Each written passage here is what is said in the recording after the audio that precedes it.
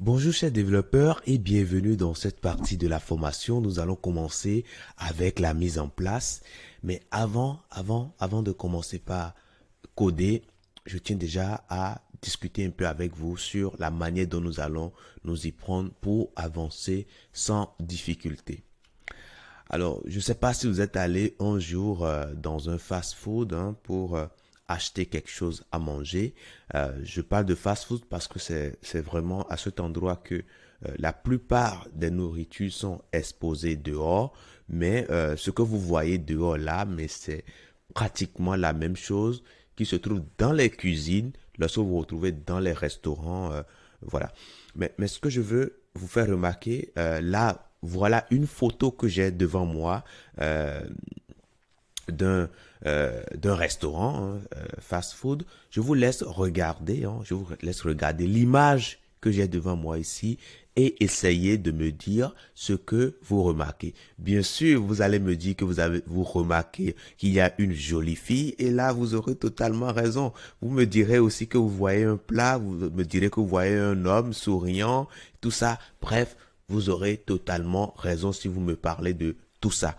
Mais ce que je vais vous montrer en vous faisant dans un premier temps regarder cette image, regardez bien, vous allez voir que si on regarde bien, on voit que il y a quand même de petites préparations, ok, de petites préparations qui sont déjà devant la jeune fille, ok.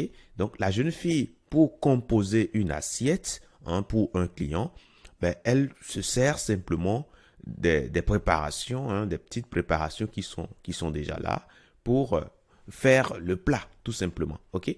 Et puis, il y a également, voilà, la viande qui est déjà là, ok. Et quand un client arrive, ben, on essaie simplement de couper la partie, voilà, qu'il faut pour tout simplement préparer l'assiette du client. Donc, en gros, vous allez voir, que vous allez comprendre par cette façon de faire les choses que c'est pas quand le client arrive qu'on se dépêche pour aller au magasin, pour aller acheter ce que le client veut.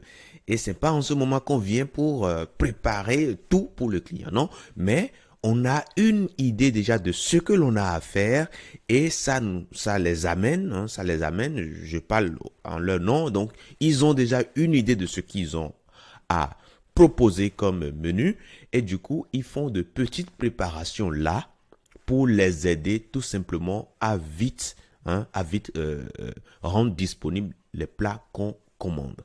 Et donc, ce sera plus ou moins de la même façon que nous aussi, nous allons penser lorsque nous allons vouloir coder un site. Nous n'allons pas, voilà, commencer par faire les choses pêle-mêle en partant de rien du tout. Non, nous allons partir dans l'hypothèse que là, nous savons déjà ce que nous avons à faire.